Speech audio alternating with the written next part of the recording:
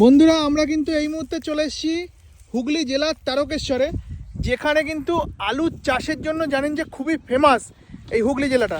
সিঙ্গুরে আলুর চাষ হয়, আরামবাগে আলুর চাষ হয়, তারকেশ্বরেও কিন্তু মাঠ ভর্তি দেখুন আলুর চাষ হয়। এখানে এখন আলু তোলা হচ্ছে নাকি দিদিভাই?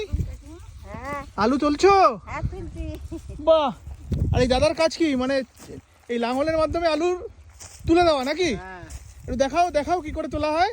এই তো তোলো তোলো তোলো দেখি। আচ্ছা এই দেখুন এই লাঙলটা টানছে আর আলু উঠে যাচ্ছে নাকি দাদা? বাহ, দারুণ কিন্তু একটা দৃশ্য, অপরূপ দৃশ্য আমি আপনাদের সামনে তুলে ধরছি। দেখুন, জাস্ট দেখুন দিদিভাই, কি আলু গো এগুলো? এগুলো জ্যোতি আলু। জ্যোতি আলু? হ্যাঁ। আচ্ছা একটু দেখো। বাহ, এই রয়েছে কিন্তু জ্যোতি আলু, যেটা